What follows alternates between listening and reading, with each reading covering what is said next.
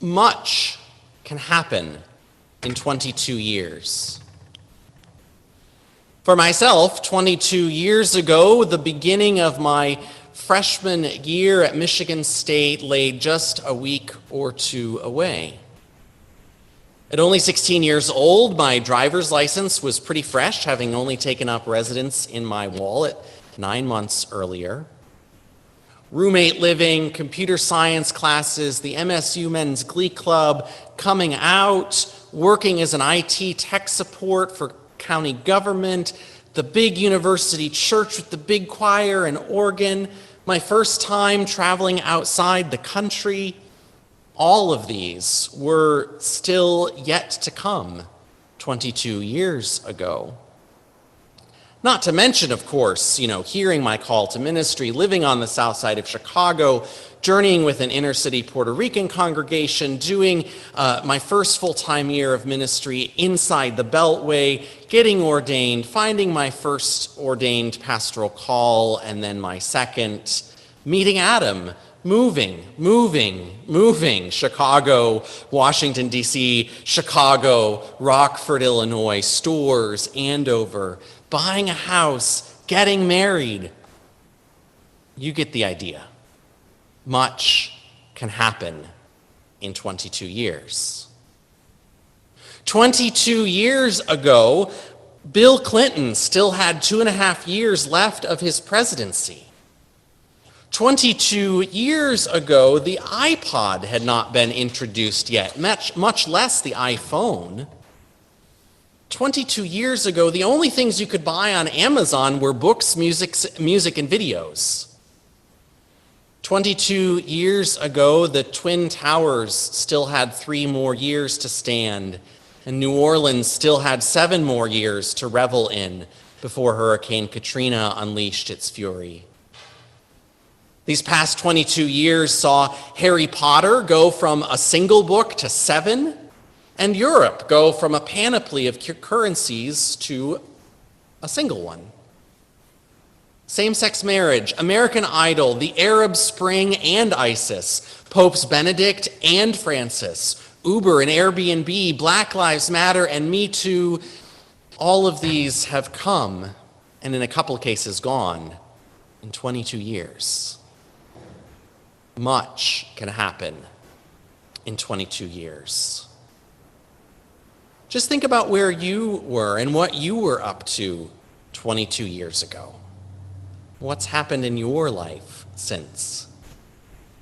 22 years and the job in which you were just hitting your stride has become the job you just retired from. 22 years ago, you were watching your toddlers toddle around the house, and now they've toddled right on off to grad school. 22 years, much can happen in 22 years. Where were you 22 years ago? Joseph, no doubt, remembered where he had been some 22 years earlier. Those of you who were with us last week in worship hopefully remember as well. Dark and dusty, all alone with only the light that shined from that opening in the top. Joseph, 22 years earlier, sat in the bottom of a pit, a dry cistern, having been thrown in there by his own brothers. Here comes this dreamer, they said as he approached. We shall see what will become of his dreams. Ultimately, they backed down a little bit from killing him outright. It was not the depths of Sheol, the place of the dead, that they sent him, but rather the bottom of that pit. And soon enough, as we heard last week, a band of traders came by, and those brothers, seeing an opportunity to make a little cash in addition to being rid of their meddlesome little brother, they sold him off to those traders. We can imagine the despair of this most favored son of Jacob's as he languished in the pit, as he found himself enslaved, carried off to a strange land, perhaps not unlike the despair voiced by the psalmist in Psalm 77, like we sang at the beginning of today's service. From languishing, beaten up and bruised at the bottom of a pit, to finding himself Pharaoh's chief administrator, second in command of all of Egypt, much can happen in 22 years. That journey across these 2 decades and 2 years was no simple story of ascendancy, of Joseph, pulling himself up by his own bootstraps and climbing the corporate ladder through his own strength and talent and force of will. Now, that's not to say that Joseph didn't have talents and skills. Having been first sold off to a man named Potiphar, an officer of Pharaoh and captain of the guard, Joseph rose up to become Potiphar's right-hand man, overseer of all that Potiphar had, because of the skills and talents Potiphar saw in Joseph. But skill and talent will not immunize you from base desire and intrigue and false accusation. Being handsome and good-looking, as the scriptures repeatedly tell us Joseph was, he soon enough caught the eye of Potiphar's wife, who repeatedly tried to lure Joseph into an affair with her. Her advances repeatedly stymied, she eventually lodged a false but scandalous accusation about Joseph, and soon enough Joseph finds himself languishing again, not in a pit this time, but in prison. Once again, though, through the providence and favor, that providence and favor find their way to Joseph, and he rises up once again and becomes the jailer's right-hand man. This then puts him in a position where those dream interpretation gifts that got him in so much trouble with his brothers also then got him into sight and favor with Pharaoh himself, the king of all Egypt. Pharaoh was having dreams, you see, and Pharaoh's dreams, at least as Joseph understood them, foretold 7 years of plenty and abundance, followed by 7 years of drought and famine. And this discernment on Joseph's part causes Pharaoh to make Joseph Pharaoh's own right-hand man. Joseph serves as the architect of a plan that would judiciously use the time of plenty to prepare for the time of want. And under Pharaoh's authority, Joseph turns those plans into reality. And indeed, that time of plenty and that time of want, those both also became reality. It was 2 years into the time of famine, as we heard, that we picked back up with Joseph's story this morning. Much can happen in 22 years. But here's the thing, my friends. Arguably one of the most important things that happens in Joseph's story is not recounted in his list of trials and triumphs over more than 2 decades. The hinge point, the keystone, the truly transformational action in this journey happens in a single moment, perhaps even in an instant.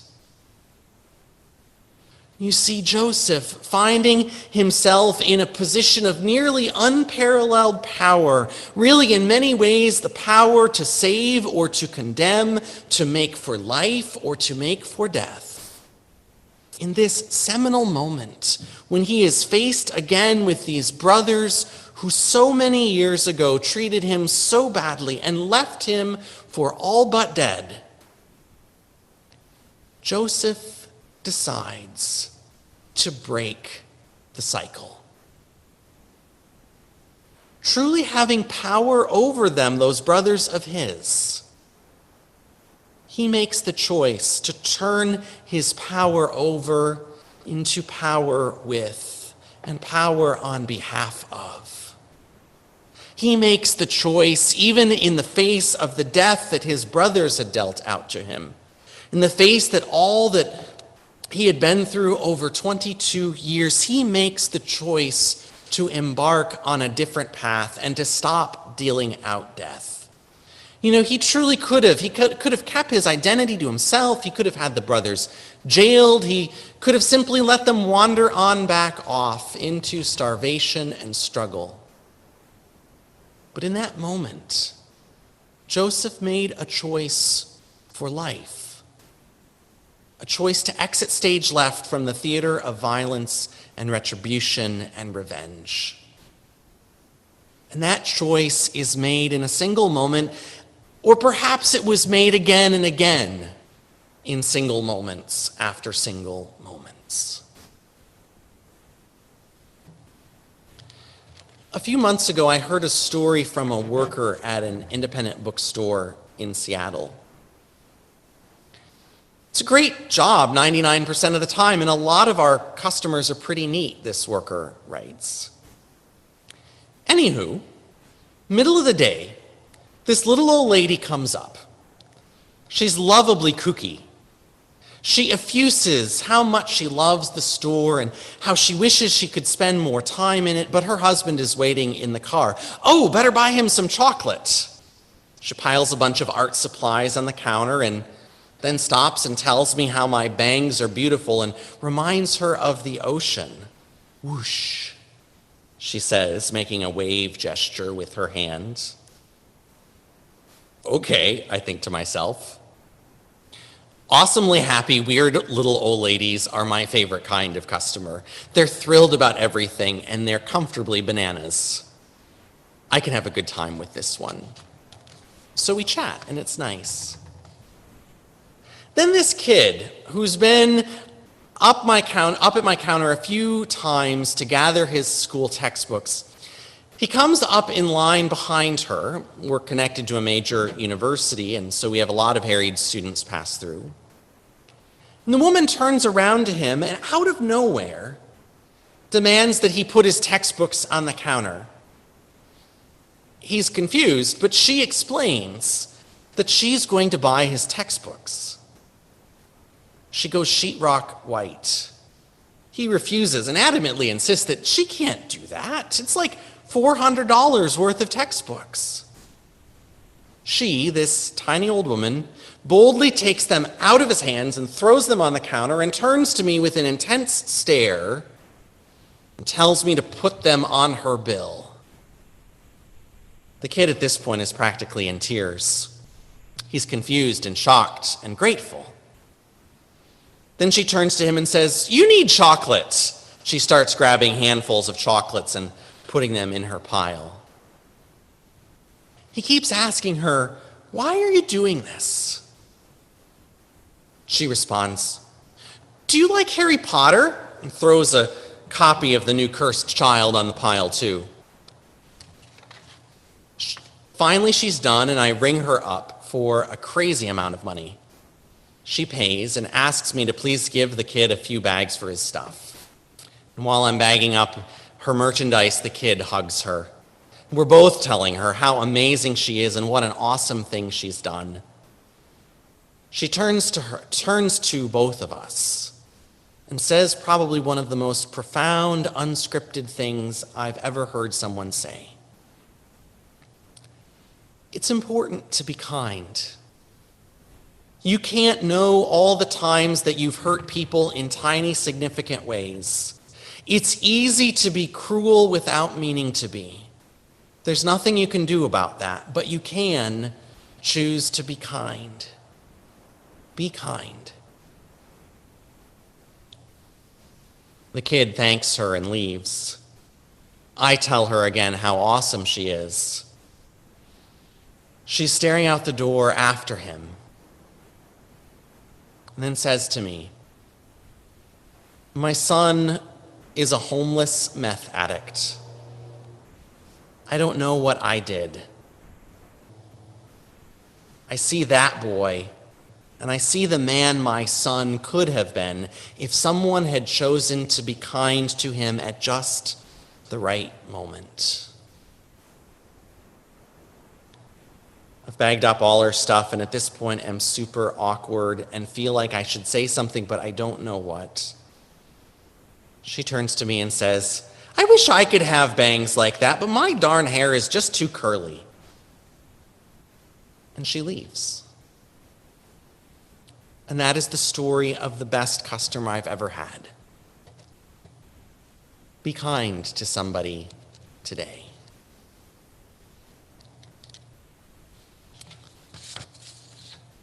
For each and for all of us, we are faced with countless moments, each and every day of our lives, wherein we have the power to make a choice. Not only the choice to be kind to somebody today, like the lady in the bookstore, although that is important, but even bigger. We have the choice, like Joseph, to break out of the cycles of brokenness in which we find ourselves. When we do find ourselves in a position of power, and let's be clear, Joseph was in a position of power. He didn't make this choice from underneath someone else's foot. He was now in command. When we do find ourselves in a position of power, we have a choice about how we're going to use that power. Are we going to continue the world's game of flexing power over? Or will we use what we have to employ power with, and power alongside, and power on behalf of? Did a life's journey begin with a childhood full of abuse or one lacking in affection? By the grace and providence of God, we can make the choice to travel a different road and not pass along the pain to a new generation or even to those in the generation around us. Have we been slighted or injured or oppressed even? We can make choices to be agents of different kind of reality when we finally find ourselves on the other side of those scripts. We can make choices to be agents of truth-telling and reconciliation, reparations and peace, mercy and forgiveness. Now, ultimately, my friends, we have the opportunity to make these life-altering and world-altering choices, not because of how good or how capable we are. Remember, Joseph didn't pull himself up by his bootstraps. We have the power to make these choices because of how good and capable God is, the God in whose image each and every one of us has been created. God is the one who, time and time again, has chosen not to abandon us, even in our brokenness, has chosen to love us, even at our most unlovable, has chosen to provide for us, even when the needs we have come out of our own misdeeds, has chosen to bring life, to bring new life, to bring life again, even in the midst of a world that seems hell-bent on delivering death. We, you and me, and all of us together, are ones created in the image of this powerful and life-choosing God. This one who humbled God's very self and took on our pain, took on our death, and wielded life out of them. And as we make those choices in each and every single moment, we too are being shaped into the image of Christ, being conformed closer and closer to the people God created us to be. Much can happen in 22 years. And sometimes the most important things happen in those single moments when we make the choice of a different way, just the way God makes the choice in each and every moment for life, for love, for you, for me, for nothing short of new creation. Blessing and honor, glory and power be unto God, now and forever. Amen.